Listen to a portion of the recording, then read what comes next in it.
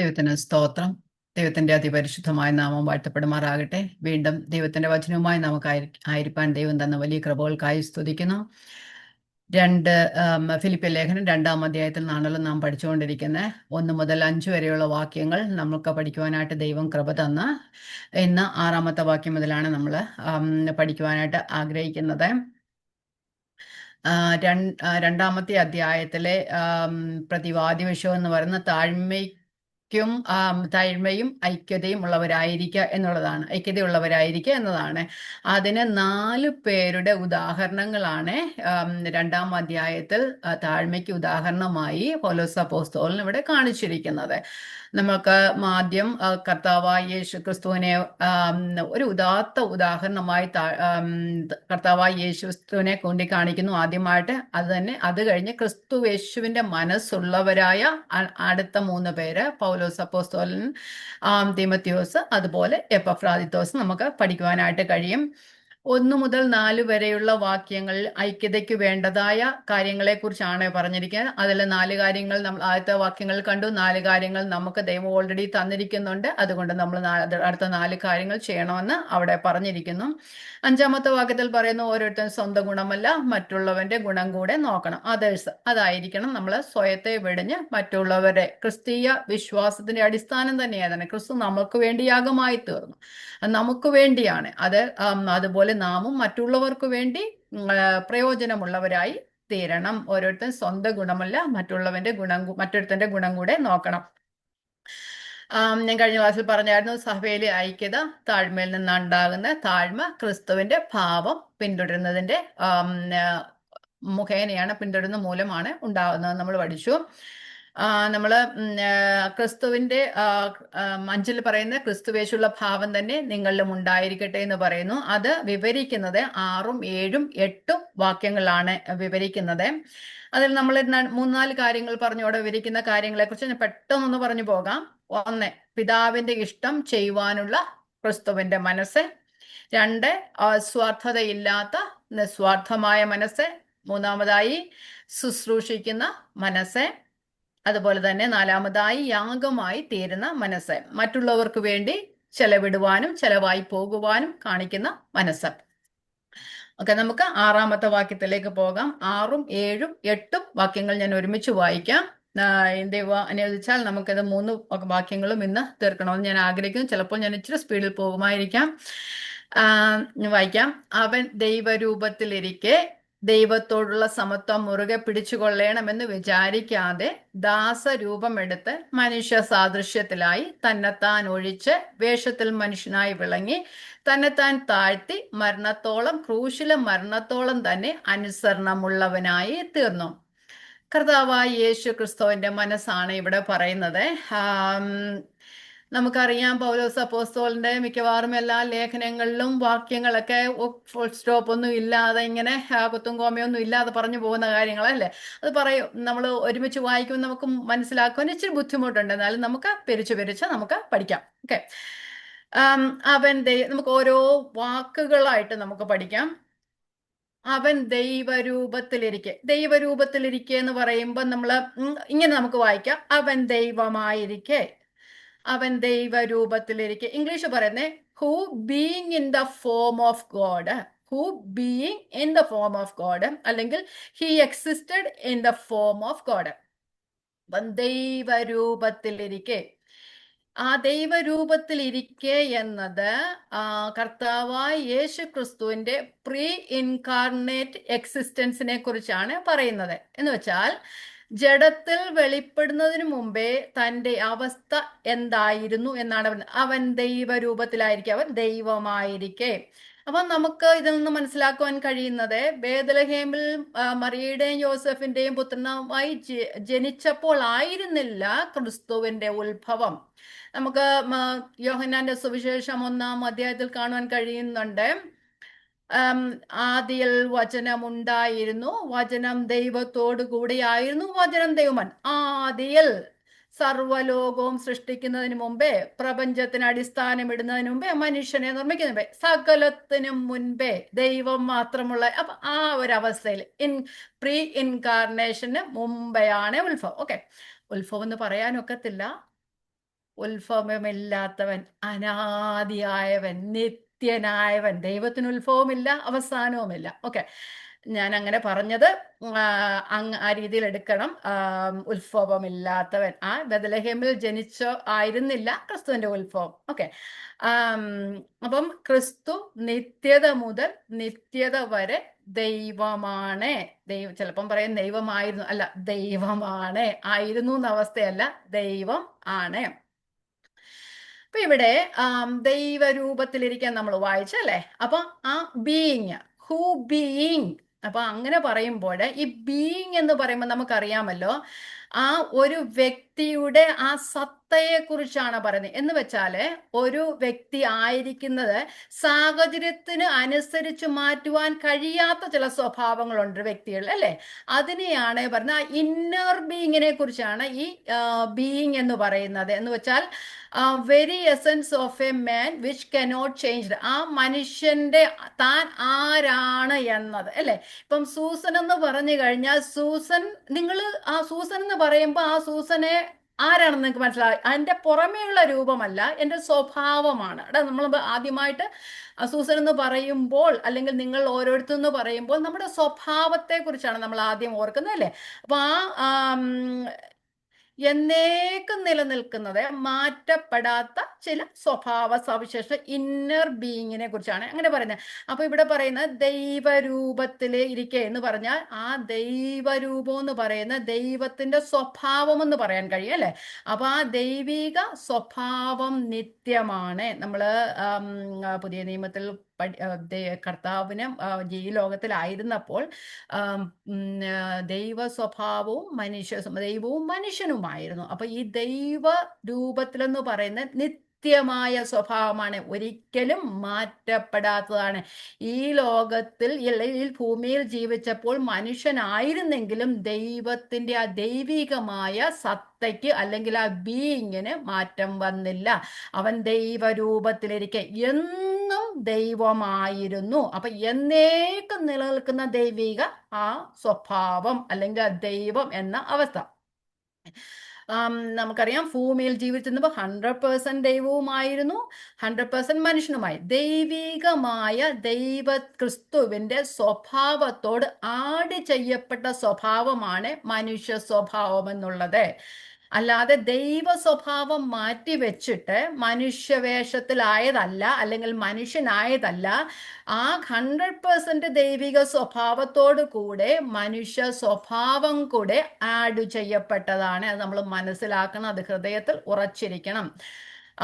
ഇനി നമുക്ക് ഫോം, ആ രൂപം, ദൈവരൂപത്തിലിരിക്കുക എന്ന് പറഞ്ഞാൽ ദൈവമായിരുന്നു. ആ രൂപം എന്ന് പറയുന്നത് മോർഫേ എന്ന ഗ്രീക്ക് പദത്തിൽ നിന്ന് ട്രാൻസ്ലേറ്റ് ചെയ്തതാണ് മോർഫേ.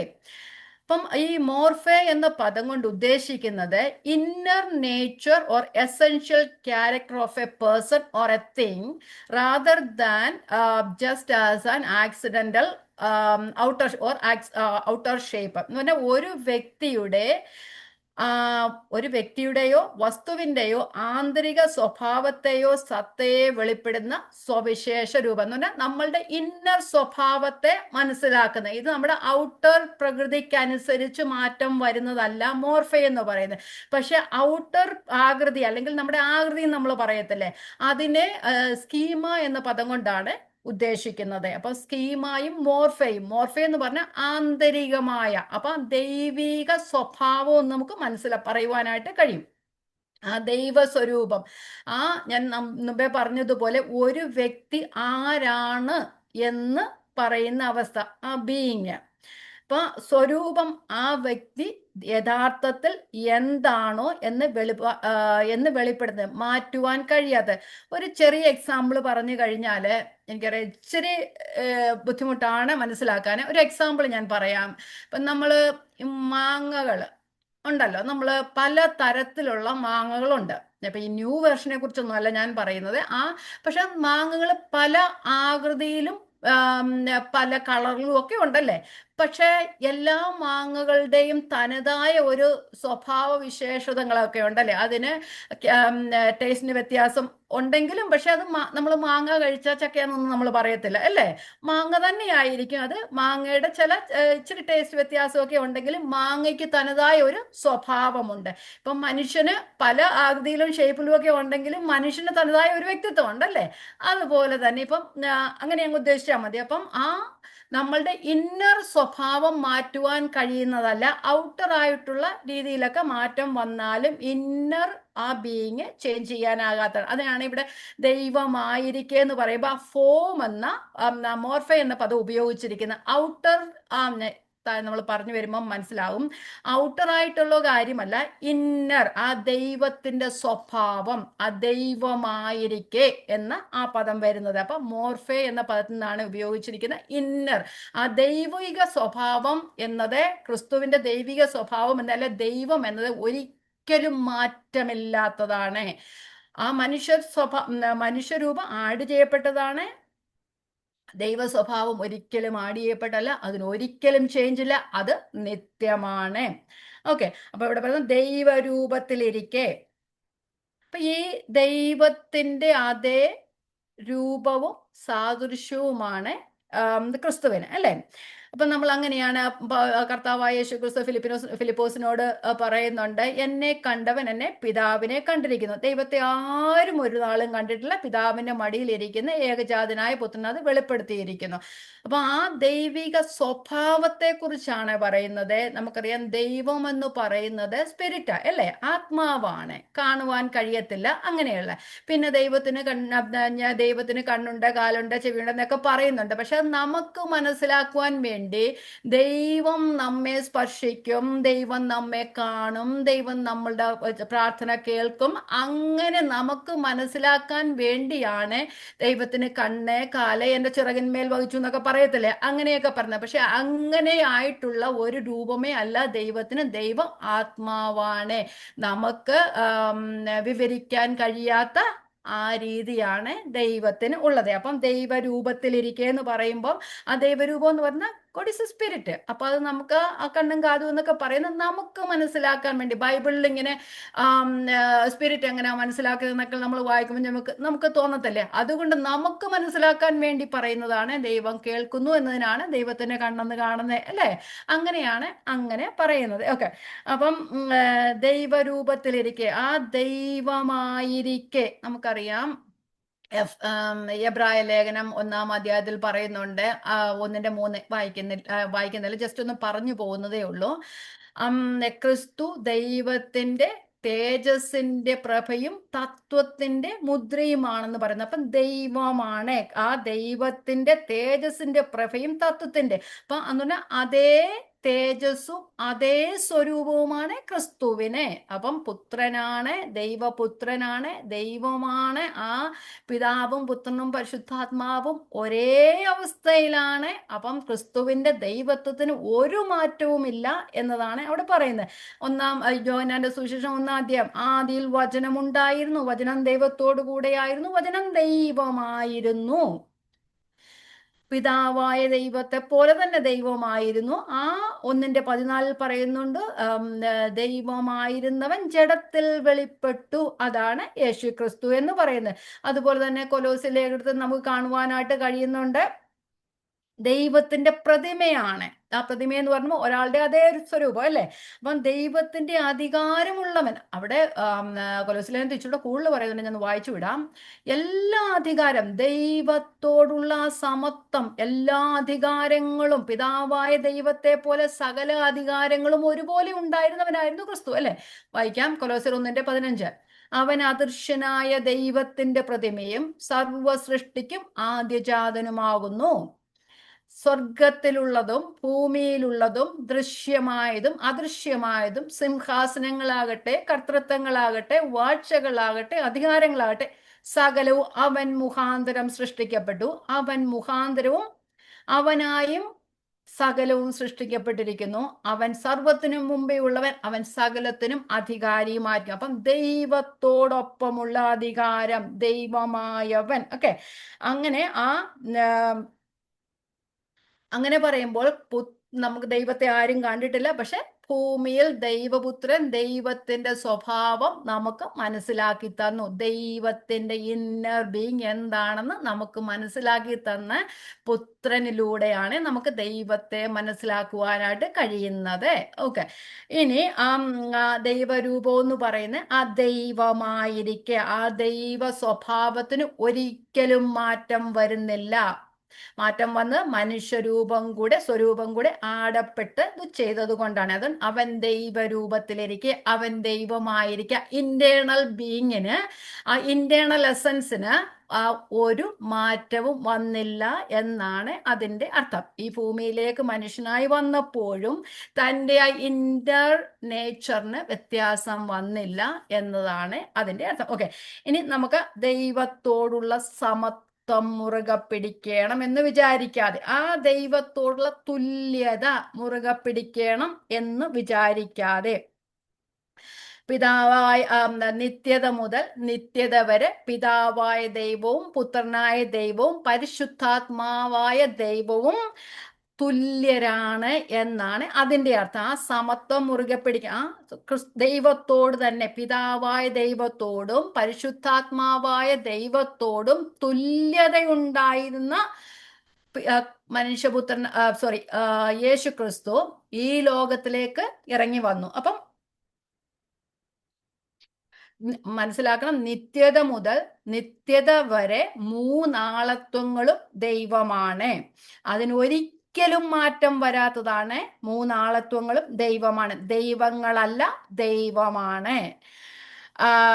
ദൈവത്തോട് എല്ലാ കാലത്തും സമനാണ് കർത്താവായ യേശു ക്രിസ്തു. അപ്പം ദൈവത്തോടൊപ്പം സ്വർഗീയമായ സകല മഹത്വങ്ങളും ഉണ്ടായിരിക്കും. ഇനി ദൈവത്തോടുള്ള സമത്വം, അതുല്യത ഇനി മുറുകെ പിടിക്കണം എന്ന് ഓരോ വാക്കുകളും അർത്ഥസമ്പൂർണമാണ്. അത് ഓരോ വാക്കുകളും നമ്മൾ മനസ്സിലാക്കിയാൽ മാത്രമേ ഈ വാക്യത്തിന്റെ അർത്ഥം നമുക്ക് മനസ്സിലാക്കാം. അപ്പം ദൈവത്തോടുള്ള സമത്വം, അപ്പം ദൈവമായിരുന്നവൻ ദൈവത്തോടുള്ള സമത്വം സമത്വം എന്ന് പറഞ്ഞാൽ പിതാവായ ദൈവത്തോടും പരിശുദ്ധാത്മാവായ ദൈവത്തോടും തുല്യസ്ഥാനമുണ്ടായിരുന്നവൻ മുറുകെ പിടിക്കണമെന്ന് വിചാരിക്കുക എന്ന് പറയും. അപ്പൊ എന്നേക്കും ദൈവമായിരിക്കാൻ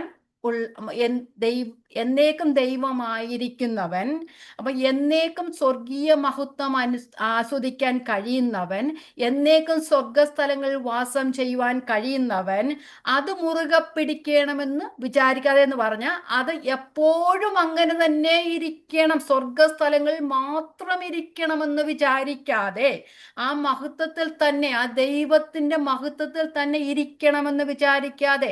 അപ്പൊ നമുക്കറിയാം, മനസ്സിലാക്കി തരാം.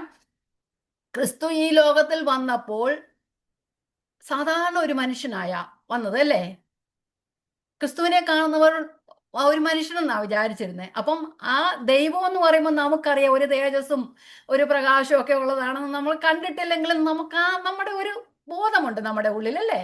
പക്ഷെ ഇവിടെ ക്രിസ്തു ഈ ലോകത്തിലേക്ക് വന്ന മനുഷ്യനായിരുന്നു. അപ്പൊ ആ ദൈവത്തിന്റെ അതേ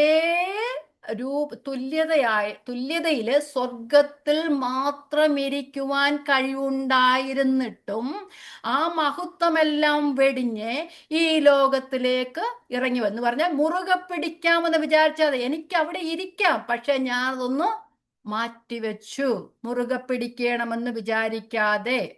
അതുകൊണ്ട് അങ്ങനെയാണ് അതിന്റെ അർത്ഥം വരുന്നത്, എന്ന് വിചാരിക്കാതെ. അപ്പം എന്തുകൊണ്ടാണ് അങ്ങനെ മുറുകെ പിടിക്കണമെന്ന് വിചാരിക്കാതെ ഇരുന്നത്? വീണുപോയ മനുഷ്യനെ വീണ്ടെടുക്കണമെന്ന് ആവശ്യത്തിന് മുമ്പിൽ ആ സ്വർഗീയമായ പദവി ഉപേക്ഷിച്ച് ഈ താണഭൂമിയിലേക്ക് വന്നു. എന്നേക്കും ദൈവത്തോടുകൂടെ തുല്യതയുള്ളവൻ അല്ലെങ്കിൽ സമത്വമുള്ളവൻ ആ സമത്വത്തിൽ ഇരിക്കാതെ സ്വർഗീയമായ പദവികളെയും അധികാരങ്ങളെയും കുറച്ചു നേരത്തേക്ക് മാറ്റിവെച്ചിട്ട് ഈ ഭൂമിയിലേക്ക് വന്നു. ആ കാര്യത്തിൽ മാത്രം പിതാവിനോടുള്ള സമത്വം ഉപേക്ഷിപ്പാൻ പുത്രൻ തയ്യാറായി. മനസ്സിലായോ? നമ്മെ രക്ഷിപ്പാൻ, ഈ പാപത്തിൽ വീണ മനുഷ്യനെ രക്ഷിപ്പാൻ ഈ ലോകത്തിലേക്ക് ഇറങ്ങി വരേണ്ടതിന് മാത്രം ദൈവത്തോടുള്ള സമത്വം മുറുകെ പിടിക്കണമെന്ന് വിചാരിക്കുക. തനിക്ക് അങ്ങനെ ഇരിക്കാൻ കഴിയും.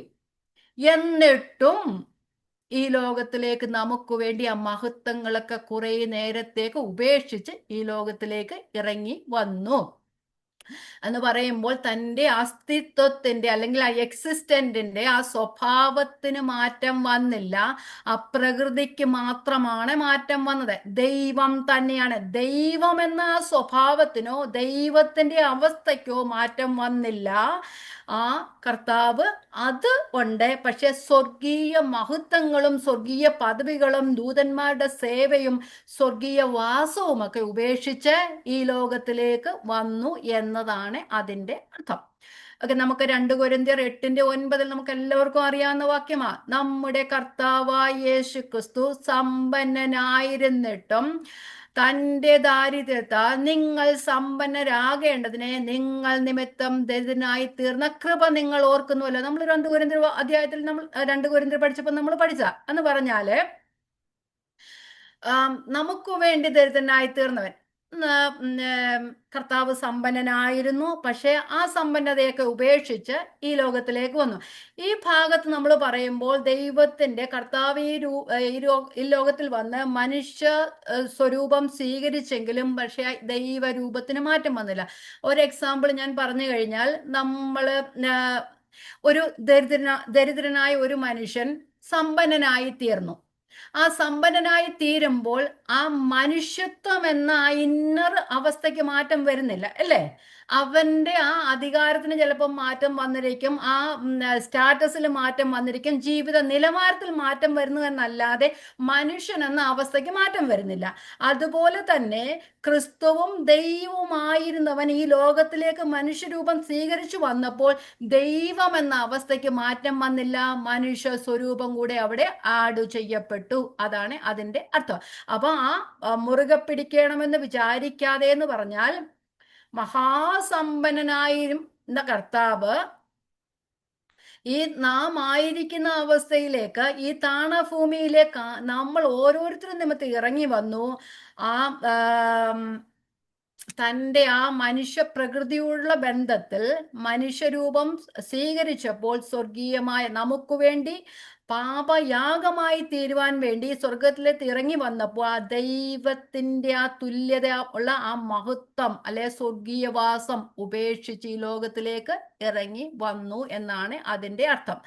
അപ്പൊ ആ സമ്പന്നനായിരുന്നു എന്ന് പറഞ്ഞാൽ സ്വർഗീയമായ സകല മഹത്വങ്ങളും ഉണ്ടായിരുന്നു. ദരിദ്രനായി തീർന്നു, ഈ ലോകത്തിലെ മനുഷ്യരെ പോലെ ആയി തീർന്നു, നമുക്ക് വേണ്ടി ആ മനുഷ്യ വേഷമെടുത്തു എന്നതാണ് അതിൻ്റെ അർത്ഥം. നമ്മൾ യോഹന്നാന്റെ സുവിശേഷം 17-ാം അധ്യായം 5-ാം വാക്യത്തിൽ കർത്താവായ യേശു ക്രിസ്തുവിന്റെ മഹാപുരോഹിത പ്രാർത്ഥനയാ 17-ാം അധ്യായം വായിക്കുന്നത്, അല്ലേ? അപ്പൊ അവിടെ നമ്മളിങ്ങനെ വായിക്കുന്നുണ്ട് 17:5, ഇപ്പോൾ പിതാവേ, ലോകമുണ്ടാകും മുമ്പേ എനിക്ക് നിന്റെ അടുക്കൽ ഉണ്ടായിരുന്ന മഹത്വത്തിൽ എന്നെ നിന്റെ അടുക്കൽ മഹത്വപ്പെടുത്തണം. അപ്പം കർത്താവായ യേശു ക്രിസ്തു ലോകം ഉണ്ടാകുന്നതിന് മുമ്പേ ദൈവത്തോടുള്ള മഹത്വത്തിലായിരുന്നു. നമ്മെ രക്ഷിക്കാൻ വേണ്ടി ഈ ലോകത്തിലേക്ക് ഇറങ്ങി വന്ന ആ ദൈവികമായ മഹത്വം അല്പസമയത്തേക്ക് ഉപേക്ഷിച്ചു. പക്ഷെ വീണ്ടും ഉയർത്തെഴുന്നേറ്റ് സ്വർഗാരോഹണം ചെയ്യുമ്പോൾ വീണ്ടും അതേ മഹത്വത്തിലാകും. അതാണ് അതിൻ്റെ അർത്ഥം. ഒന്നുകൂടെ വായിക്കാം. ഇപ്പോൾ പിതാവേ, ഇപ്പം മനുഷ്യനായിരിക്കുന്ന കർത്താവ് പറയുകയാണ്, ലോകമുണ്ടാകും മുമ്പേ എനിക്ക് നിന്റെ അടുക്കൽ ഉണ്ടായിരുന്ന മഹത്വത്തിൽ എന്നെ നിന്റെ അടുക്കൽ മഹത്വപ്പെടുത്തണമേ എന്നാണ് അവിടെ പറഞ്ഞത്. അപ്പം ദൈവത്തിൻ്റെതായ എല്ലാ അവകാശങ്ങളും അധികാരങ്ങളും മഹത്വവും ഒരിക്കലും തനിക്ക് ഉപേക്ഷിക്കുവാൻ ആവശ്യമില്ലായിരുന്നു, അല്ലേ? അപ്പം ദൈവത്തിൻ്റെതായ ഒരു എല്ലാ അധികാരങ്ങളും മഹത്വങ്ങളും തനിക്ക് ഒരിക്കലും ഉപേക്ഷിക്കേണ്ടത് ആവശ്യമില്ല. എന്നിട്ടും താൻ അത് മുറുകെ പിടിക്കണമെന്ന് വിചാരിക്കാതെ ഈ ലോകത്തിലേക്ക് നമ്മളുടെ വീണ്ടെടുപ്പിന് വേണ്ടി ആ മഹത്വമെല്ലാം മാറ്റിവെച്ച് ഈ ലോകത്തിലേക്ക് ഇറങ്ങി വന്നു. അപ്പം പിതാവിന്റെ ഇഷ്ടം നടപ്പാക്കാൻ വേണ്ടി പുത്രൻ സ്വമേധയാ, നമ്മൾ പറയത്തില്ല, ഒരു സീസണിലേക്ക് ഇവിടേക്ക് ഇറങ്ങി വന്നു. അതാണ് എൻ്റെ അർത്ഥം. ആ ദൈവത്തോടുള്ള മഹത്വം മുറുകെ പിടിക്കണമെന്ന് വിചാരിക്കാൽ. ദൈവമായവൻ, ദൈവസ്വരൂപത്തിലായവൻ, ദൈവത്തോട് സമത്വമുള്ളവൻ, അത് അങ്ങനെ തന്നെ എന്നേക്കും ഇരിക്കാനുള്ള അവകാശവും അധികാരവും അങ്ങനെയുള്ള അവസ്ഥയിലായിരുന്നിട്ടും അങ്ങനെ ഇരിക്കുവാൻ മനസ്സു വയ്ക്കാതെ മനുഷ്യനെ രക്ഷിക്കുന്നതിന് വേണ്ടി, നമ്മെ ഓരോരുത്തരെയും രക്ഷിക്കുന്നതിന് വേണ്ടി ഈ ലോകത്തിലേക്ക് മഹത്വമൊക്കെ അല്പനേരത്തേക്ക് മാറ്റിവെച്ച മനുഷ്യനായി നമ്മളുടെ ഇടയിലേക്ക് ഇറങ്ങി വന്നു. ഇപ്പൊ മനസ്സിലായി കാണുമല്ലോ, പല പ്രാവശ്യം ഞാൻ റിപ്പീറ്റ് ചെയ്തു. ഓക്കെ, നമ്മൾ എഫേസ്യ ലേഖനം 5:2 ഇങ്ങനെ വായിക്കുന്നുണ്ട്. ക്രിസ്തുവും നിങ്ങളെ സ്നേഹിച്ച് നമുക്ക് വേണ്ടി തന്നെത്താൻ ദൈവത്തിന് സൗരഭ്യവാസനയെ വഴിപാടും യാഗവുമായി അർപ്പിച്ചതുപോലെ ക്രിസ്തുവും നിങ്ങളെ സ്നേഹിച്ചു. നമ്മളെ സ്നേഹിച്ചത് കൊണ്ട് നമുക്കു വേണ്ടി തന്നെത്താൻ ദൈവത്തിന് സൗരഭ്യവാസനയായ വഴിപാടും യാഗവുമായി തന്നെ അർപ്പിച്ചു എന്ന് നാം വായിക്കുന്നുണ്ട്. അപ്പം സ്വർഗീയനായവൻ സ്വർഗീയ പദവി ഉപേക്ഷിച്ച് നമുക്ക് വേണ്ടി മനുഷ്യനെ, അത് എപ്പോഴും മുറുകെ പിടിച്ചുകൊണ്ടിരിക്കാമായിരുന്നു അല്ലെ? ആ പദവി എപ്പോഴും, ആ സ്വർഗീയമായ പദവിയും തേജസ്സും മഹത്വങ്ങളും എല്ലാം മുറുകെ പിടിച്ച് തനിക്കൊരിക്കലും മനുഷ്യരാകേണ്ട ആവശ്യമില്ല, താണുവരേണ്ട ഒരു ആവശ്യവുമില്ല. അങ്ങനെ ഇരിക്കെ അത് അല്പനേരത്തേക്ക് നമുക്ക് വേണ്ടി മാറ്റിവെച്ച് ഈ ലോകത്തിലേക്ക് ഇറങ്ങി വന്നു. ഓക്കെ, ഇനി ദൈവരൂപത്തിലിരിക്കെ ദൈവത്തോടുള്ള സമത്വം മുറുകെ പിടിക്കണം, അത്ര മുറുകെ പിടിക്കണമെന്ന് വിചാരിക്കാതെ. ഇനി അടുത്ത വാക്ക്, ദാസരൂപമെടുത്തു. ദാസരൂപമെടുത്തു, form of a bond servant. ആ ദൈവമായിരുന്നവൻ ദൈവത്തോടുള്ള സമത്വം വിട്ടിട്ട് സ്വർഗീയമായ തന്റെ സകല പദവികൾ ഉപേക്ഷിച്ച് ഈ താണഭൂമിയിൽ ചോദിച്ചു. എങ്ങനെ? ദാസനെ പോലെയായി. രാജകൊട്ടാരത്തിൽ ജനിക്കാൻ തനിക്ക് അധികാരമുണ്ടായിരുന്നു, തനിക്ക് കഴിവുണ്ടായിരുന്നു. വലിയ രാജാവിന്റെയും രാജ്ഞിയുടെയും മകനായി ജനിക്കുവാനായിട്ട് തനിക്ക് കഴിവുണ്ടായിരുന്നു. കാരണം നമുക്കറിയാം, കർത്താവായ യേശുക്രിസ്തു സ്വമേധയായി ഇറങ്ങി പുറപ്പെട്ട പിതാവിന്റെ ഇഷ്ടത്തിന്. ആർക്കെങ്കിലും ഈ ഭൂമിയിൽ തന്റെ പിതാവിനെയോ മാതാവിനെയോ തിരഞ്ഞെടുക്കാൻ കഴിയുമായിരുന്നെങ്കിൽ അത് കർത്താവായ യേശുക്രിസ്തുവിന് മാത്രമായിരുന്നു. നമ്മൾ ആരും നമ്മുടെ പിതാവിനെയും മാതാവിനെയും തിരഞ്ഞെടുക്കാൻ നമുക്ക് അധികാരമില്ല അല്ലെ? അവകാശമില്ല, നമുക്കൊക്കില്ല. നമുക്ക് താമസിക്കുന്ന സ്ഥലം തിരഞ്ഞെടുക്കാമായിരിക്കും, നമ്മുടെ ഇഷ്ടങ്ങൾ തിരഞ്ഞെടുക്കാമായിരിക്കും, നമ്മുടെ ജോലി തിരഞ്ഞെടുക്കാമായിരിക്കും. പക്ഷേ ഈ ലോകത്തിലേക്ക് വരുന്നതിന് നമ്മുടെ മാതാവിനെയോ പിതാവിനെയോ നാം ജനിക്കേണ്ട സ്ഥലമോ നമുക്കാർക്കും തിരഞ്ഞെടുപ്പാൻ കഴിയുമായിരുന്നില്ല. ആർക്കെങ്കിലും അത് കഴിയുമായിരുന്നെങ്കിൽ പുത്രന് മാത്രമായിരുന്നു. പുത്രന് അതുകൊണ്ടല്ലേ വിദ്വാൻമാർ അന്വേഷിച്ച് എവിടോട്ടാ പോയേ? രാജകൊട്ടാരത്തിൽ അല്ലേ? ആ രാജാവായി ജനിക്കും, ദാവീദിന്റെ സന്തതിയായി ജനിക്കുന്നവൻ കൊട്ടാരത്തിലാണെന്ന് വിചാരിച്ചിട്ടാ പോയത്. പക്ഷേ എവിടെയാ? ഒരു തച്ചന്റെ കുടിലാ ജനിച്ചത് അല്ലേ? അവൻ തെരഞ്ഞെടുത്തത് ദരിദ്രമായ ഒരു കുടുംബം. അപ്പൊ സാധാരണക്കാരിൽ സാധാരണയായ മറിയയുടെ ഉദരത്തിൽ ഉരുവാകുവാനായിട്ട് തീരുമാനിച്ചു. ആ പുത്രന്റെ ആഗ്രഹമായിരുന്നു, പുത്രന്റെ ഇഷ്ടമായിരുന്നു അങ്ങനെയായി തീരുക. താൻ ഭൂമിയിൽ വരുമ്പോൾ മനുഷ്യനായി മറ്റുള്ളവരോട് അനുരൂപപ്പെട്ടു പോകുമ്പോൾ താൻ അങ്ങനെയായിരിക്കണം. അപ്പം രാജകൊട്ടാരത്തിലിരിക്കുന്ന ദൈവത്തെ പോയി കാണാൻ ആർക്കും ഒക്കത്തില്ല അല്ലേ?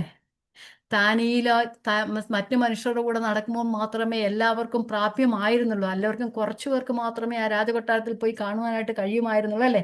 അപ്പം നമ്മൾ തൻ്റെ പരസ്യ ശുശ്രൂഷയുടെ കാലത്തും തനിക്ക് കിടക്കാൻ സ്വന്തമായിട്ടൊരു സ്ഥലം പോലും ഇല്ലായിരുന്നു അല്ലേ? തൻ്റെ ശിഷ്യന്മാർ സാധാരണക്കാരിലും സാധാരണക്കാരായിരുന്നു. നമുക്ക് യോഹന്നാന്റെ സുവിശേഷം 13-ാം അധ്യായത്തിൽ വായിക്കുവാനായിട്ട് കഴിയുന്ന ശിഷ്യന്മാരുടെ കാലുകളെ കഴിയ കർത്താവിനെയാണ് കാണുന്നത് അല്ലെ? ഒരിക്കലും അങ്ങനെ ചെയ്യേണ്ടതായിരുന്നു. അവരുടെ ഇടയിൽ ഞാനും മുമ്പനാകണം എന്നുള്ള ചിന്തയൊക്കെ അവിടെ ഉണ്ടായിരുന്ന സമയത്താണ് കർത്താവ് എന്തോ ചെയ്തേ? എല്ലാവരും അത്താഴത്തിനിരുന്നപ്പോൾ ആരും ഒന്നും ചെയ്യാതെ, ആരുടെയും കാലും കഴുകാതിരുന്നപ്പോൾ കർത്താവ് തന്നെത്താൻ എഴുന്നേറ്റ് ശിഷ്യന്മാരുടെ കാലുകളെ കഴുകി. അവരെ സൃഷ്ടിച്ചവൻ സൃഷ്ടിയുടെ കാലുകളെ കഴുകി. ഒന്ന് വായിക്കാം. തൻ്റെ മരണത്തിന് കുറച്ചു മണിക്കൂറുകൾ മുമ്പേ 13-ന്റെ 3, 4, 5 പെട്ടെന്ന് വായിച്ചു പോകാം. പിതാവ് സകലവും തൻ്റെ കയ്യിൽ തന്നിരിക്കുന്നു എന്നും താൻ ദൈവത്തിന്റെ അടുക്കൽ നിന്ന് വന്നു എന്നും ദൈവത്തിന്റെ അടുക്കൽ പോകുന്നു എന്നും യേശു അറിഞ്ഞിരിക്കെ അത്താഴത്തിൽ നിന്ന് എഴുന്നേറ്റ് വസ്ത്രമൂരി വെച്ച് ഒരു തുവർത്തെടുത്ത് അരയിൽ ചുറ്റി ഒരു പാത്രത്തിൽ വെള്ളം പകർന്ന് ശിഷ്യന്മാരുടെ കാൽ കഴുകുവാനും അരയിൽ ചുറ്റിയിരിക്കുന്ന തുണി കൊണ്ട് തുവർത്തുവാനും തുടങ്ങി. ലോക സൃഷ്ടിതാവ്, പ്രപഞ്ച സൃഷ്ടിതാവ് തന്റെ സൃഷ്ടിയെ ശുശ്രൂഷിക്കുന്ന അവസ്ഥ. ദൈവമായിരുന്നവൻ സ്വമേധയാ ദാസരൂപമെടുത്തു, ദാസനെ പോലെ ആയിത്തീർന്നു.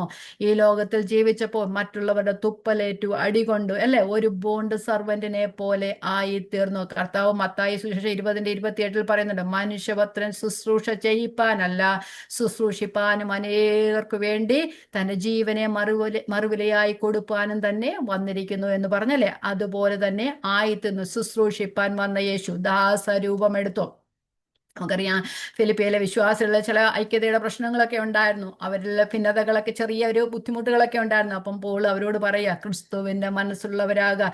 ക്രിസ്തു ദൈവമായിരുന്നിട്ടും തന്നെത്താൻ താഴ്ത്തി മറ്റുള്ളവരെ ശുശ്രൂഷിച്ചതുപോലെ ശുശ്രൂഷിക്കാൻ തയ്യാറാകുക. സ്വയത്തെ വെടിഞ്ഞ് മറ്റുള്ളവരെ ശുശ്രൂഷിക്കാൻ തയ്യാറാകുക എന്നാണ് അതിൻ്റെ അർത്ഥം. ഇനി നമുക്ക് അടുത്തതിലേക്ക് പോകാം. പെട്ടെന്ന് എനിക്ക് പോകണം. അവൻ ദൈവരൂപത്തിലിരിക്കെ ദൈവത്തോടുള്ള സമത്വം മുറുകെ പിടിക്കുകയെന്ന് വിചാരിക്കാതെ ദാസരൂപമെടുത്ത്, അപ്പം ദാസരൂപമെടുത്തു, ദാസനെ പോലെയായി. ഈ ലോകത്തിൽ ജീവിച്ചപ്പോൾ ദാസനെ പോലെ ജീവിച്ചു. ഓക്കെ. മനുഷ്യ സാദൃശ്യത്തിലായി എന്ന് പറഞ്ഞാൽ ദൈവം മനുഷ്യനായി വെളിപ്പെട്ടു, മനുഷ്യ രൂപമെടുത്തു. യോഹന്നാൻ സുവിശേഷം 1:14 വചനം ജഡമായി തീർന്നു, അല്ലെ, ജഡത്തിൽ വെളിപ്പെട്ട ക്രിസ്തു. ഓക്കെ. ക്രിസ്തുവിന്റെ ദൈവത്വം പോലെ തന്നെ മനുഷ്യത്വവും യഥാർത്ഥമാണ്. നമുക്കറിയാം, ആദ്യ നൂറ്റാണ്ടുകളിലൊക്കെ നോസിസ്റ്റ്, ജ്ഞാനവാദികൾ എന്നൊരു കൂട്ടം ഉണ്ടായിരുന്നു. ദൈവം എങ്ങനെ മനുഷ്യനായി തീരും? അത് മനുഷ്യന്റെ ബുദ്ധിക്ക് വിചാരിക്കാൻ പോലും പറ്റാത്ത ഒരു കാര്യമാണ്, അല്ലേ? അങ്ങനെ ഒരവസ്ഥയിൽ ദൈവം മനുഷ്യനായി വെളിപ്പെട്ടു എന്ന് പറയുമ്പോൾ ആർക്കും വിശ്വസിപ്പാൻ കഴിയാത്തൊരു സംഭവമായിരുന്നു. അതുകൊണ്ട് ജ്ഞാനവാദികൾ, നോസിസ്റ്റ് ഒക്കെ പറഞ്ഞു, ആ ഒരു ഇല്യൂഷൻ ആണെന്ന് പറഞ്ഞു. കർത്താവ് എന്ന് പറയുന്ന, അല്ലെ യേശു എന്ന് പറയുന്ന ഒരു ഒപ്റ്റിക്കൽ ഇല്യൂഷൻ ആണെന്ന് പറഞ്ഞു, ഒരു മിഥ്യയാണ്, വെറുതെ ഇങ്ങനെ നിങ്ങൾക്ക് തോന്നുന്നതാണെന്നാണ് അവിടെ പറഞ്ഞത്. അതുകൊണ്ടാണ് യോഹന്നാൻ അപ്പോസ്തലൻ, അല്ലെങ്കിൽ യോഹന്നാന്റെ 1-ാം ലേഖനം എഴുതുവാൻ തന്നെ കാരണം. അവിടെ പറയുന്നത് നമ്മൾ 1-ാം അധ്യായം 1-ാം വാക്യം മുതൽ വായിക്കുന്നുണ്ട്. അതുകൊണ്ടാണ് അങ്ങനെ പറയുന്നത്. ഞാൻ വായിക്കാം. ആദ്യം മുതലുള്ളത്, അവൻ ആദ്യം മുതൽ ഉണ്ടായിരുന്നു. ഞങ്ങൾ അവരിൽ നിന്ന് കേട്ടു, ഞങ്ങൾ സ്വന്തം കണ്ണുകൊണ്ട് കണ്ടു, ഞങ്ങൾ നോക്കിയതും ഞങ്ങളുടെ കൈ തൊട്ടതും ആയ ജീവന്റെ വചനം സംബന്ധിച്ച് ജീവൻ പ്രത്യക്ഷമായി ഞങ്ങൾ കണ്ടു സാക്ഷീകരിക്കുകയും പിതാവിനോടുകൂടെ ഇരുന്ന് ഞങ്ങൾക്ക് പ്രത്യക്ഷനായ നിത്യജീവനെ നിങ്ങളോട് അറിയിക്കുകയും ചെയ്യുന്നു. നിങ്ങളൊക്കെ പറയുന്നുണ്ട് ഒരു ഇല്യൂഷനാ, ഇവിടെങ്ങും ഉണ്ടായിരുന്നില്ല, നിങ്ങൾക്ക് തോന്നലാണ്. പക്ഷെ ആദിയിൽ ദൈവമായിരുന്നവനെ ഞങ്ങളുടെ കണ്ണുകൊണ്ട് കണ്ടു, ഞങ്ങളുടെ കാതുകൊണ്ട് കേട്ടു, ഞങ്ങളുടെ കൈ കൊണ്ട് തൊട്ടു. അവൻ ജീവന്റെ വചനമാ. അത് ഞങ്ങൾക്ക് ഇല്യൂഷൻ അല്ല, അല്ലെങ്കിൽ ഞങ്ങൾക്കൊരു മിഥ്യയല്ല, അത് യഥാർത്ഥമാണ് എന്നാണ് യോഹന്നാൻ അപ്പോസ്തലൻ അവിടെ പറഞ്ഞു. അതിനുവേണ്ടിയാണ് യോഹന്നാന്റെ ലേഖനം തന്നെ യോഹന്നാൻ എഴുതുന്നത്. അപ്പം ദൈവം മനുഷ്യനായി ഈ ലോകത്തിൽ വന്ന് വെളിപ്പെടുക എന്നുള്ളത് മനുഷ്യ ബുദ്ധിക്ക് ചിന്തിക്കാൻ കഴിയാത്തതാണ്. പക്ഷെ അതുകൊണ്ട് ഇവിടെ പറയുന്ന അത് ആദിയിലും ഇപ്പോഴുമുള്ള പ്രശ്നങ്ങളാണ്. കാരണം എല്ലായിടത്തും കൊണ്ട് മനുഷ്യനായി എന്ന്, ദൈവം മനുഷ്യനായി എന്ന് ആർക്കും വിശ്വസിക്കാൻ കഴിയത്തില്ല. അത് ദൈവത്തിന്റെ വെളിപ്പാടിനാൽ മാത്രമേ നമുക്ക് മനസ്സിലാക്കുവാനായിട്ട് കഴിയത്തുള്ളൂ. അപ്പം അത് മനുഷ്യ ബുദ്ധിക്ക് ഗ്രഹിക്കാൻ കഴിയാത്ത മർമ്മമാണ്. പക്ഷെ ദൈവം മനുഷ്യ സാദൃശ്യത്തിലായി മനുഷ്യനായി വെളിപ്പെട്ടു, ഒരു മനുഷ്യനെ പോലെ ജീവിച്ചു. നമ്മള് റോമാലേഖനം 8:3 ഇങ്ങനെ പറയുന്നുണ്ട്, പാപജഡത്തിന്റെ സാദൃശ്യത്തിൽ, ഈ മനുഷ്യന്റെ സാദൃശ്യത്തിൽ, പാപജഡം എന്ന് പറഞ്ഞാൽ നമ്മുടെ ഈ ആദമിന്റെ പാപത്താൽ ഉണ്ടായ മനുഷ്യന്റെ ഈ ജഡത്തില് കർത്താവ് വെളിപ്പെട്ടു എന്നാണ് പറയുന്നത്. പാപജഡത്തിലല്ല, പാപജഡത്തിന്റെ സാദൃശ്യത്തിൽ. കർത്താവിൽ പാപമില്ലായിരുന്നു. അപ്പൊ അത് പറയുമ്പോൾ പാപജഡത്തിലല്ല വെളിപ്പെട്ട, പാപജഡത്തിന്റെ സാദൃശ്യം. ഓരോ വാക്കുകളും നമ്മൾ പറയുമ്പോൾ വളരെ കെയർഫുൾ ആയിട്ട് പറയണം. പാപജഡത്തിന്റെ സാദൃശ്യത്തിലാണ് കർത്താവ് വെളിപ്പെട്ടത്. പാപത്തിലല്ല, പാപജഡത്തിലുമല്ല വെളിപ്പെട്ടത്. അപ്പൊ നമ്മള് എബ്രായ ലേഖനം 2-ാം അധ്യായം 14-ാം വാക്യം പറയുന്നുണ്ട്, മക്കൾ ജഡരക്തങ്ങളോട് കൂടിയവർ ആകൊണ്ട് അവനും അവരെ പോലെ ജഡരക്തങ്ങളോട് കൂടിയവനായി എന്ന് പറയുന്നുണ്ട്. നമ്മെ പോലെ ആയിത്തീർന്നു, നമ്മെ പോലെ ജഡരക്തങ്ങളോട് കൂടിയവനായി ഈ ലോകത്തിലേക്ക് ഇറങ്ങി വന്നു. അപ്പൊ 100% ദൈവവുമായിരുന്നു, 100% മനുഷ്യനുമായി ഈ ലോകത്തിൽ ജയിച്ചു. ദൈവത്വം എന്നത് നിത്യമാണ്, അതിനൊരിക്കലും മാറ്റമില്ല. ആ മഹത്വങ്ങളും മാത്രം, മഹത്വവും അധികാരവും ഒക്കെ മാത്രം അല്പനേരത്തേക്ക് ഒഴിഞ്ഞു വെച്ചിട്ട് ഈ ലോകത്തിലേക്ക് വന്നപ്പോൾ ആ മനുഷ്യ സ്വഭാവം കൂടെ കർത്താവിന്റെ ആ സ്വഭാവത്തോട് ആഡ് ചെയ്യപ്പെട്ടു. ഇനി നമുക്ക് അടുത്തതിലേക്ക് പോകാം. തന്നെത്താൻ ഒഴിച്ച്, എംപ്റ്റീഡ് ഹിംസെൽഫ്. അപ്പം സകല പ്രപഞ്ചത്തിന്റെയും അധികാരിയായിരുന്നവൻ ആ അധികാരവും മഹത്വവും സ്വർഗത്തിലെ ഉന്നത പദവികളും വെടിഞ്ഞ് ഈ താണഭൂമിയിലേക്ക് ഇറങ്ങി വന്നതിനെയാണ് ഇവിടെ ഇങ്ങനെ വർണ്ണിക്കുന്നത്, തന്നെത്താൻ ഒഴിച്ച്. ദൈവത്തിന്റെ സ്വഭാവ ഗുണങ്ങൾ ഉപേക്ഷിച്ചില്ല, പിതാവിനോടുള്ള സമത്വം മാത്രമാണ് അത്രത്തേക്ക് ഉപേക്ഷിച്ചത്. എന്നാൽ സ്വർഗീയമായ പദവികളും ആ സമത്വവും മാത്രം ഉപേക്ഷിച്ച് ദാസരൂപമെടുത്ത് മനുഷ്യനായി വിളങ്ങി ആ സ്വർഗീയവാസം തൽക്കാലം ഉപേക്ഷിച്ചു. താൻ സർവശക്തനാണ്, സർവജ്ഞാനിയാണ്, സർവത്തിൻ്റെയും അധികാരിയാണ്. അപ്പം ദൈവമായിരിക്കെ തന്നെ മനുഷ്യ സാദൃശ്യം കൂടെ ആഡ് ചെയ്യപ്പെട്ടു. നമ്മൾ റോമാലേഖനം 5-ാം അധ്യായത്തിൽ വായിക്കുന്നുണ്ട്, വരുവാനുള്ളവന്റെ പ്രതിരൂപമായ ആദം. ക്രിസ്തു ഏത് ശരീരത്തിലാണോ ഈ ലോകത്തിലേക്ക് വരേണ്ടത് ആ ശരീരത്തിലാണ് ആദമിനെ സൃഷ്ടിച്ചത്. ആദമിന്റെ ശരീരത്തിലല്ല ക്രിസ്തുവിനെ സൃഷ്ടിച്ചത്. ക്രിസ്തു ഏത് സാദൃശ്യത്തിലാണ്, ഏത് ആകൃതിയിലാണ് അല്ലെങ്കിൽ ഏത് സ്വരൂപത്തിലാണ് ഈ ലോകത്തിലേക്ക് വെളിപ്പെടുവാനിരുന്നത്, ആ സ്വരൂപത്തിലാണ് ആദമിനെ സൃഷ്ടിച്ചത്. ആദമിന്റെ സ്വരൂപത്തിൽ ക്രിസ്തു ആയതല്ല, ക്രിസ്തുവിന്റെ സ്വരൂപത്തിൽ വരുവാനിരിക്കുന്ന ക്രിസ്തുവിന്റെ സ്വരൂപത്തിൽ ആദമിനെ സൃഷ്ടിച്ചു. അപ്പം ആ ദൈവത്വത്തോടുകൂടെ മനുഷ്യ സ്വരൂപവും മനുഷ്യത്വവും സ്വീകരിച്ചു. അപ്പം തന്നെത്താൻ ഒഴിച്ച് ആ സ്വർഗീയ മഹത്വങ്ങളെല്ലാം ഇങ്ങോട്ട് വെടിഞ്ഞിട്ട്, നമുക്കറിയാം കർത്താവ് മറുരൂപമലയിൽ തന്റെ മഹത്വം ശിഷ്യന്മാർ കാണിച്ചു കൊടുത്തു. പക്ഷെ ഭൂമിയിലായിരുന്നപ്പോൾ ഒരു പ്രാവശ്യമേ അങ്ങനെ കണ്ടിട്ടുള്ളൂ, അല്ലേ? അതെല്ലാം ഉപേക്ഷിച്ച് മഹത്വം പിതാവിനോട്, ആ പിതാവിന്റെ അടുത്തുണ്ടായിരുന്ന മഹത്വവും ഒക്കെ ഉപേക്ഷിച്ച് ഇങ്ങോട്ട് വന്നു. പിന്നെ നമുക്കറിയാം തന്റെ മഹത്വം ഉപേക്ഷിച്ചു എന്ന് പറയുമ്പോൾ അനേക കാര്യങ്ങൾ ഉപേക്ഷിച്ചു. പെട്ടെന്ന് പറഞ്ഞു പോകാം, സമയം പെട്ടെന്ന് ഓടി പോകുന്നുണ്ട്. യെശയ്യാവ് 53 നമ്മൾ വായിക്കുന്നുണ്ട്, അവൻ നിന്ദിതനായി തീർന്നു, അല്ലെ? ഞാൻ ഒന്ന് രണ്ട് വാക്യം മാത്രം വായിച്ചു വിടാം. സ്വർഗത്തിലെ മഹത്വമുള്ളവൻ, തേജസ്സിന്റെ പ്രഭയും തത്വത്തിന്റെ മുദ്രയുമായിരുന്നവൻ. യെശയ്യാവിന്റെ 53-ാം അധ്യായം 2-ാം വാക്യത്തിൽ പറയുന്നുണ്ട്, അവൻ ഇളയ തൈ പോലെയും വരണ്ട നിലത്തു വേർ മുളയ്ക്കുന്നത് പോലെ അവന്റെ മുമ്പാകെ വളരും. അവന് രൂപഗുണമില്ല, കോമളത്വമില്ല, കണ്ടാൽ ആഗ്രഹിക്കത്തക്ക സൗന്ദര്യമില്ല. അവൻ മനുഷ്യരാൽ നിന്ദിക്കപ്പെട്ടും ത്യജിക്കപ്പെട്ടും വ്യസനപാത്രമായി രോഗം ശീലിച്ചവനായി വരുന്നു. അവനെ കാണുന്നവർ മുഖം മറച്ചു കളയത്തക്കവണ്ണം അവൻ നിന്നതിനായിരുന്നു, നാം അവനെ ആദരിച്ചതുമില്ല. സർവലോക സൃഷ്ടിതാവായ ദൈവം, സകലത്തിന്റെയും മേലായ ദൈവം ഈ ലോകത്തിൽ വന്നപ്പോൾ നിന്ദിതനായി തീർന്നു, രോഗം ശീലിച്ചവനായി തീർന്നു. ദൈവമഹത്വം ഉപേക്ഷിച്ചത് കൊണ്ടാണ് അങ്ങനെ ആയിത്തീരുവാനായിട്ട്. അവൻ തന്നെത്താൻ ഒഴിച്ചു, ദൈവമഹത്വം ഉപേക്ഷിച്ചു. രാജാവായിരുന്നവൻ, നമ്മള് തിമോഥെയോസിന്റെ ലേഖനത്തിൽ വായിക്കുന്നു, ധന്യനായ ഏകാധിപതി രാജാതി രാജാവ് കർത്താതി കർത്താവ്, താൻ മാത്രം അമർത്തിയുള്ളവനും അടുത്തുകൂടാത്ത വെളിച്ചത്തിൽ വസിക്കുന്നവനും മനുഷ്യരാരും കണ്ടിട്ടില്ലാത്തവനും കാണുവാൻ കഴിയാത്തവനുമായവൻ, അസമ്പന്നനായവൻ ദരിദ്രനായി തീർന്നു, തലചായ്ക്കാൻ സ്ഥലമില്ലാത്തവനായി ഈ ലോകത്തിൽ ജനിച്ചു. രാജാവായി രാജകൊട്ടാരത്തിൽ മനുഷ്യനായി വരുവാനായിട്ട് തീരുമാനിച്ചപ്പോൾ രാജകൊട്ടാരത്തിൽ ജനിക്കാമായിരുന്നു. പക്ഷെ അവിടെയെല്ലാം ജനിക്കാതെ തലചായ്ക്കാൻ സ്ഥലമില്ലാത്തവനായി എല്ലാവരുടെയും യജമാനൻ ദാസനായി മാറി. ഒഴിച്ചത് ഇതൊക്കെയാണ്. മഹത്വം ഉപേക്ഷിച്ചു, വലിയ വലിയ അധികാരങ്ങൾ ഉപേക്ഷിച്ചു, അതുപോലെ തന്നെ യജമാനൻ ദാസനായി മാറി, അതുപോലെ തന്നെ തനിക്ക് ഇൻഡിപെൻഡന്റ് ആയിട്ട് അതോറിറ്റി, ദൈവത്തെ പോലെ സകലവും ചെയ്യുവാൻ കഴിവുള്ളവനായി ആ അതോറിറ്റി എല്ലാം ഉപേക്ഷിച്ച് പിതാവിന്റെ ഇഷ്ടത്തിന് തന്നെത്താൻ സബ്മിറ്റ് ചെയ്തു. പിതാവിന്റെ ആ ആ സ്വതന്ത്രമായ അധികാരമുണ്ടായിരുന്നു. സർവാധികാരവും എല്ലാം മാറ്റിവെച്ച് സകലത്തിലും പിതാവിന് സബ്മിസീവായി തീർന്ന ആ, പുത്രൻ. ആ സ്വർഗീയ അധികാരങ്ങളൊക്കെ ഉണ്ടായിരുന്നിട്ടും സ്വർഗത്തിലായിരുന്നു പോലെ ഭൂമിയിലും അതുപോലെ സകല അധികാരങ്ങളും ഒക്കെ ഉള്ളവനായി നടക്കുവാൻ കഴിയുമായിരുന്നു. എന്നിട്ടും പരിശുദ്ധാത്മാവിനാൽ, ദൈവത്താൽ ഇത് ലോകത്തിൽ നമുക്ക് നടത്തപ്പെട്ടു എന്ന്, ആത്മാവിനാൽ നടത്തപ്പെട്ടവനായി ഈ ലോകത്തിൽ ജീവിച്ചു എന്ന് നമുക്ക് കാണുവാനായിട്ട് കഴിയും. അപ്പൊ ഒരു മനുഷ്യനായി ജീവിക്കാൻ വേണ്ടതായ ഈ കാര്യങ്ങളെല്ലാം സ്വീകരിച്ച് സ്വർഗീയമായ പല കാര്യങ്ങളും മഹത്വങ്ങളും ഉപേക്ഷിച്ച് തന്നെത്താൻ ഒഴിച്ച് മനുഷ്യത്വത്തിൽ തന്നെ പരിമിതപ്പെടുത്തി.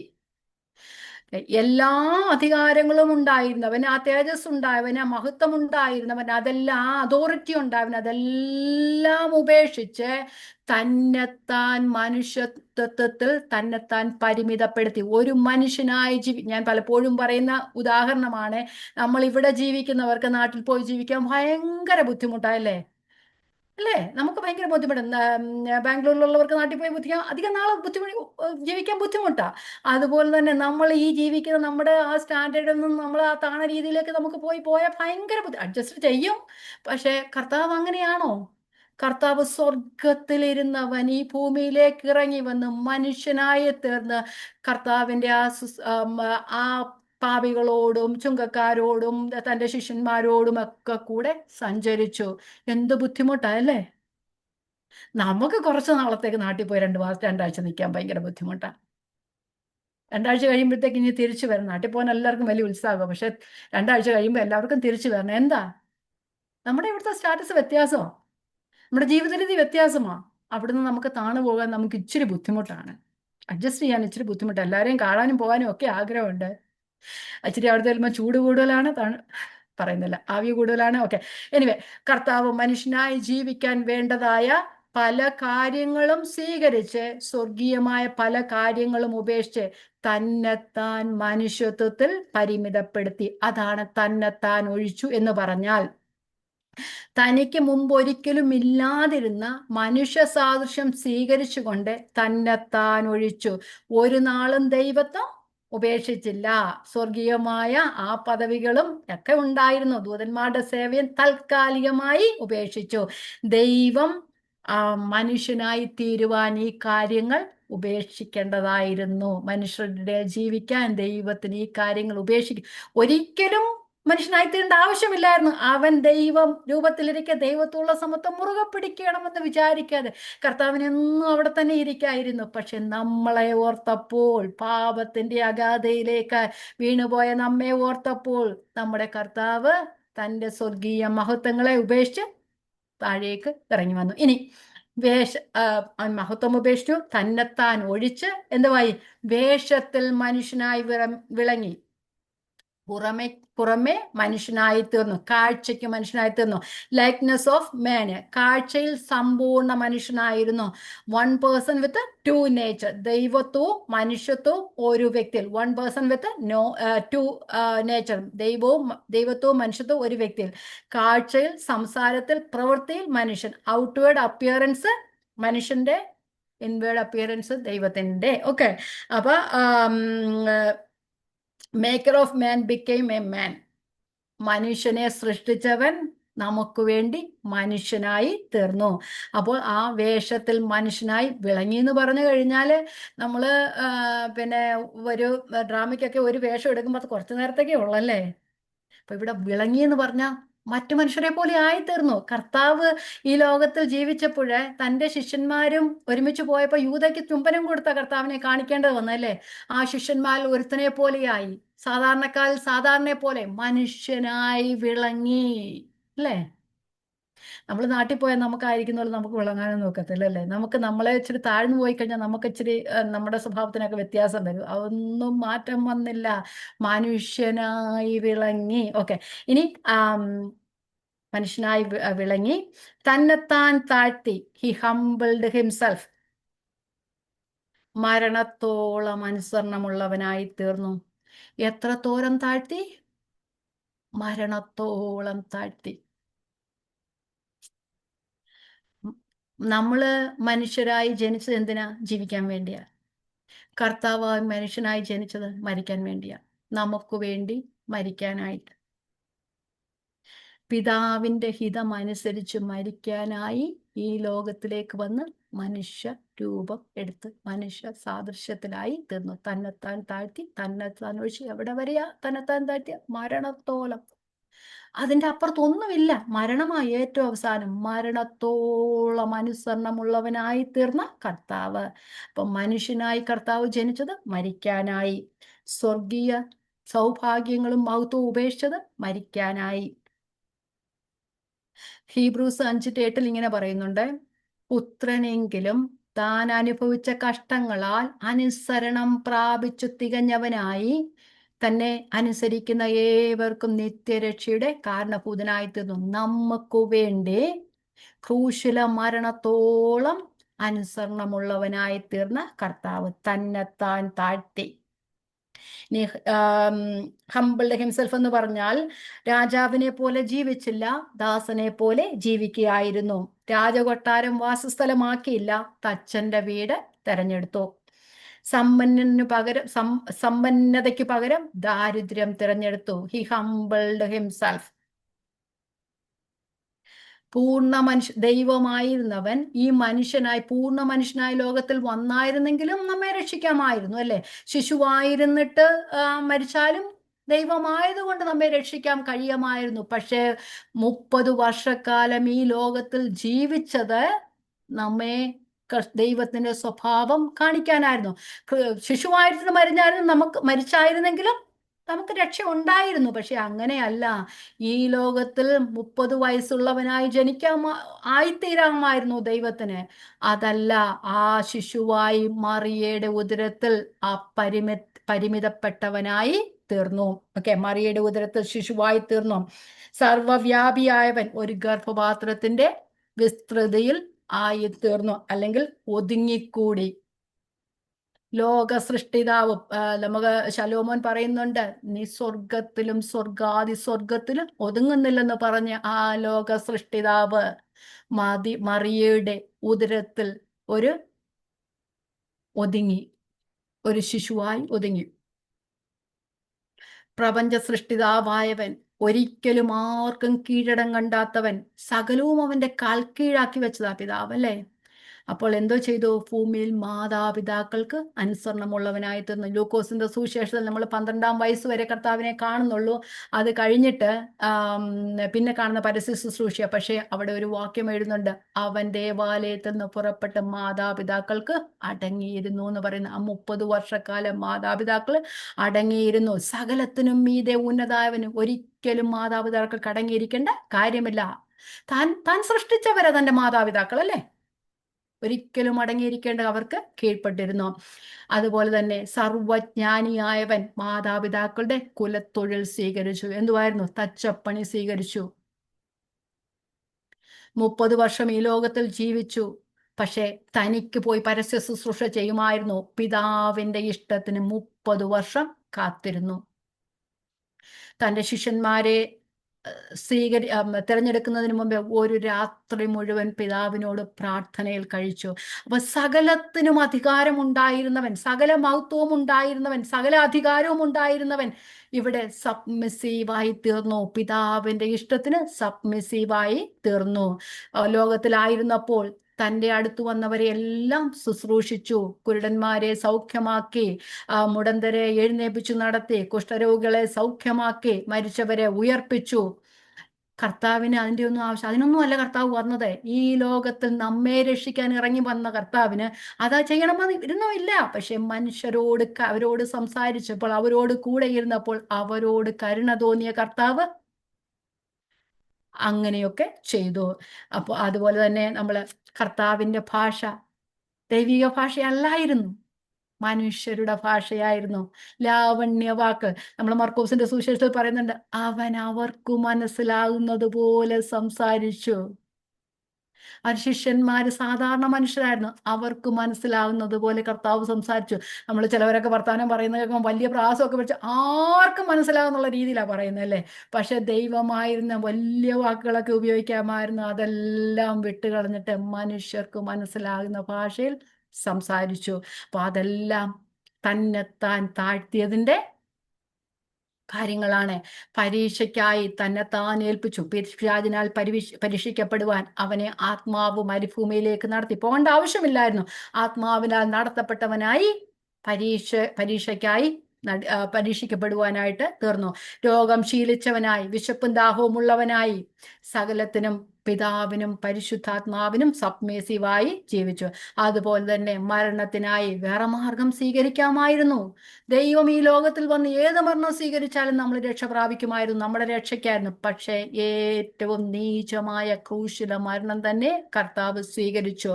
അപ്പം പുത്രന്റെ മരണം മാത്രമായിരുന്നു സർവരാശിയുടെയും സർവ്വലോകത്തിന്റെയും മനുഷ്യരാശിയുടെയും പാപത്തിന്റെ പരിഹാരത്തിന് പരിഹാരം വരുത്തുമെന്ന് മനസ്സിലാക്കിയ പുത്രൻ ആ മരണത്തോളം പിതാവിന് അനുസരണമുള്ള താഴെ എത്രത്തോളം എത്രത്തോളം താഴാമോ അത്രത്തോളം മരണത്തോളം താഴ്ന്നയുള്ളവനായി തീർന്നു. എത്രത്തോളം അനുസരിക്കാമോ മരണത്തോളം അനുസരിക്കും. നമ്മൾ അനുസരിക്കും കുറച്ചൊക്കെ, നമുക്ക് എന്താ പറയുന്നത്, നമുക്ക് നോവുന്നത് വരെ ചിലപ്പോൾ നമ്മൾ അനുസരിക്കുമായിരിക്കും കേട്ടോ. നമ്മൾ പറയും എന്താ പറയുന്നത്, നമ്മുടെ ക്ഷമയുടെ നെല്ലിപ്പലക കണ്ടെന്ന് പറയല്ലേ, നെല്ലിപ്പലക വരെയൊക്കെ അനുസരിച്ചേക്കും. പക്ഷെ അത് കഴിയുമ്പോൾ നമ്മളും തിരിച്ചു കൊടുക്കും അല്ലേ. പക്ഷെ ഇവിടെയല്ല, മരണത്തോളം അനുസരണമുള്ളവനായി തീർന്ന പുത്രൻ. മരണം വരെ എത്രത്തോളമാകാമോ ജീവനെ വെടിഞ്ഞു അനുസരണമുള്ളവനായി തീർന്ന പുത്രൻ. ഓക്കെ, പിതാവിന്റെ ഇഷ്ടത്തിന് സബ്മിറ്റ് ചെയ്തു. അപ്പൊ ഇനി മരണത്തോളം, ഇവിടെ പറയുന്നു മരണത്തോളം എന്ന് പറഞ്ഞാൽ പോരായിരുന്നോ, ക്രൂശില മരണത്തോളം അനുസരണമുള്ളവനായി തീർന്നു എന്ന് വെച്ചാല് അന്നത്തെ കാലത്ത് ഏറ്റവും ഹീനമായ ഒരു മരണമായിരുന്നു ക്രൂശില മരണം എന്നുള്ളത്. അത് യഹൂദ റോമ ഗവൺമെന്റ് വല്ലാത്തൊരു ഹീനമായ ഒരു നടപടിയായിരുന്നു. ഏറ്റവും ഹീനമായ കുറ്റകൃത്യം ചെയ്യുന്നവർക്ക് മാത്രമായിരുന്നു ആ മരണം വിധിക്കപ്പെട്ടിരുന്നത്, അല്ലെങ്കിൽ അവർക്ക് കൊടുത്തിരുന്ന ശിക്ഷയായിരുന്നു ക്രൂശിക്കപ്പെടുക എന്നുള്ളത്. അതുപോലെ തന്നെ കർത്താവിനെ രണ്ട് കൊടും കുറ്റവാളികളുടെ നടുവിലാണ് ക്രൂശിക്കപ്പെട്ടത് അല്ലേ. അപ്പൊ ഒരിക്കലും കർത്താവിന് തിരഞ്ഞെടുക്കാൻ കഴിയാത്തൊരു നീചമായ മരണം നമുക്ക് വേണ്ടി എത്രത്തോളം നിന്ദിക്കപ്പെടാമോ അത്രത്തോളം താൻ നമുക്ക് വേണ്ടി നിന്ദിക്കപ്പെട്ടു എന്ന് പറയുന്നത്. അപ്പം ആ സകല മാനത്തിനും മഹത്വത്തിനും യോഗ്യനായിരുന്നവൻ ഒരു കുറ്റവാളിയെ പോലെ രണ്ട് കൊടും കുറ്റവാളികളുടെ നടുവിലായി ക്രൂശിക്കപ്പെട്ടു. അപ്പം മരത്തിൽ തൂങ്ങുന്നവൻ ശപിക്കപ്പെട്ടു എന്ന് യഹൂദന്മാർ നമ്മൾ ന്യായപ്രമാണ പുസ്തകത്തിൽ വായിക്കുന്ന, അല്ലെ പഴയ നിയമത്തിൽ വായിക്കുന്നതാ. അപ്പം ഏറ്റവും വെറുക്കുന്ന ഒരു ശിക്ഷയായിരുന്നു ആ ക്രൂശില മരണമെന്നുള്ളത്. അതുകൊണ്ട് ഒരു ക്രൂശന്മേൽ ഒരു മനുഷ്യനെ ഒരു 24 മണിക്കൂറിന് അത്രയൊന്നും രാത്രിയൊന്നും വെച്ചിരിക്കത്തില്ല, സന്ധ്യ ആകുന്നതിന് മുമ്പേ താഴെ വിടുമായിരുന്നു. കാരണം അത്രത്തോളം നീചമായ രീതിയിൽ കർത്താവ് ആയിത്തീർന്നു. അപ്പം നമ്മള് റോമാലേഖനം 5-ാം അധ്യായത്തിൽ വായിക്കുന്നുണ്ട്, ഏക മനുഷ്യന്റെ അനുസരണക്കേട് അനേകർ പാപികളായി തീർന്നു. ഏക മനുഷ്യന്റെ അനുസരണത്താൽ അനേക നീതിമാന്മാരായി തീർന്നു. ആദമിൽ നിന്ന് ആദം പാപം ചെയ്തതിന്റെ ഫലമായി ഈ ലോകത്തിലെ മനുഷ്യരെല്ലാം പാപികളായി തീർന്നു. ആ പാപം മൂലം മരണം സകല മനുഷ്യരിലും പരന്നപ്പോ നമ്മെ ഓരോരുത്തരെയും ആ നരകത്തിലേക്ക് പോകുന്ന നമ്മെ ഓരോരുത്തരെയും കണ്ടപ്പോൾ ആ സ്വർഗീയമായ പദവികളെല്ലാം മാറ്റിവിട്ട് എത്രത്തോളം അനുസരണമുള്ളവരായിരുന്നു, എത്രത്തോളം ക്രൂശില മരണത്തോളം അനുസരണമുള്ളവനായിരുന്നു, എത്രത്തോളം താഴാമോ അത്രത്തോളം താഴ്മയുള്ളവനായി തീർന്നു. തൻ്റെ അനുസരണത്തിന്റെ മറുവിലയായി കർത്താവ് കൊടുത്ത എന്തുവായിരുന്നു? തൻ്റെ മരണമായിരുന്നു. പിതാവിനോടുള്ള അനുസരണത്തിൽ തൻ്റെ ജീവൻ വെടിയുവാനായിട്ട് കാരണമായി തീർന്നു. അപ്പം തൻ്റെ ജീവനെ നമുക്ക് വേണ്ടി തരുന്നതുവരെ കർത്താവ് അനുസരിച്ച്. നമുക്കറിയാം എല്ലാവരും വിട്ടുമാറിയല്ലേ, എല്ലാവരും കർത്താവിനെ വിട്ടുമാറി, എക്സെപ്റ്റ് യോഹന്നാൻ ഒഴിച്ച്, അല്ലെങ്കിൽ കുറച്ച് സ്ത്രീകൾ ഒഴിച്ചു, ബാക്കി എല്ലാവരും. പിതാവിന് പോലും പുത്രന്റെ മരണം കാണാൻ വയ്യാതെ പിതാവ് കണ്ണടച്ചതായിട്ട് നമുക്ക് പറയുന്നുണ്ട്. സർവഭൂമിയും അന്ധകാരം കൊണ്ട് നിറഞ്ഞൊരവസ്ഥ ഉണ്ടായി. അത്രത്തോളം താഴ്ത്തിയവൻ. കാരണം പിതാവിന്റെ ആ ഒരു സാന്നിധ്യം, ആ പിതാവിനോടുള്ള ഒരു കൂട്ടായ്മ, ഏറ്റവും ദൈവം കർത്താവിന് വിഷമമായി തീർന്നല്ലേ. കർത്താവെ, പിതാവ് മറന്നൊരവസ്ഥ, കുറച്ചു നേരത്തേക്ക് പിതാവ് കണ്ണടച്ചൊരവസ്ഥയായി പോയല്ലേ. അത്രത്തോളം താഴ്ത്തി, മനുഷ്യ സാദൃശ്യത്തിലായി തന്നെത്താൻ താഴ്ത്തി, ക്രൂശില മരണത്തോളം അനുസരണമുള്ളവനായിട്ടാണ്. അപ്പം പൗലോസ് ഇവിടെ പറയുന്നത്, ഓരോ വിശ്വാസിയിലും അങ്ങനെയുള്ള സ്വഭാവം ഉണ്ടായിരിക്കണം. ക്രിസ്തുവേശുവിലുള്ള ഭാവം തന്നെ നമ്മളിലും ഉണ്ടായിരിക്കണം. ദൈവമായിരുന്നവൻ ദൈവത്തോടുള്ള സമത്വം മുറുകെ പിടിക്കണമെന്ന് വിചാരിക്കാതെ ദാസരൂപമെടുത്ത് മനുഷ്യ സാദൃശ്യത്തിലായി തന്നെത്താനൊഴിച്ച് മനുഷ്യവേഷത്തിലായി മനുഷ്യനായി വിളങ്ങി തന്നെത്താൻ താഴ്ത്തി ക്രൂശില മരണത്തോളം അനുസരണമുള്ളവനായി തീർന്നു. ഒരിക്കലും ദൈവത്തിന്റെ ആ മഹത്വങ്ങളൊന്നും ഉപേക്ഷിച്ച് താഴെ ലോകത്തേക്ക് ഇറങ്ങി വരേണ്ട ഒരു കാര്യവും ദൈവത്തിന് ഇല്ലായിരുന്നു. നമ്മെ രക്ഷിപ്പാൻ വേണ്ടി നമ്മെ തന്റെ സാദൃശ്യത്തിലും സ്വരൂപത്തിലും സൃഷ്ടിച്ച മനുഷ്യൻ ഈ നാശത്തിന്റെ ആശകൂപത്തിലേക്ക് പോകുന്ന നരകത്തിന് നരകത്തിന്റെ അവകാശികളായി തീരുമെന്ന് അറിഞ്ഞ നമ്മെ ഓരോരുത്തരെയും രക്ഷിപ്പാൻ നമ്മെ സ്നേഹിച്ചത് കൊണ്ട്, ദൈവം നിത്യസ്നേഹത്താല അല്ലേ. ദൈവത്തിന്റെ സ്നേഹത്തിന് ഒരിക്കലും മാറ്റമില്ല. ദൈവത്തിന്റെ സ്വഭാവത്തിന് ഒരിക്കലും മാറ്റമില്ല. നിത്യസ്നേഹമാണ്. നമ്മൾ യോഹന്നാൻ സുവിശേഷം 3:16 തന്റെ ഏകജാതനായ പുത്രനെ നമുക്ക് തരുവാൻ തക്കവണ്ണം ദൈവം ലോകത്തെ സ്നേഹിച്ചു. ആ പുത്രന്റെ മരണത്തോളം,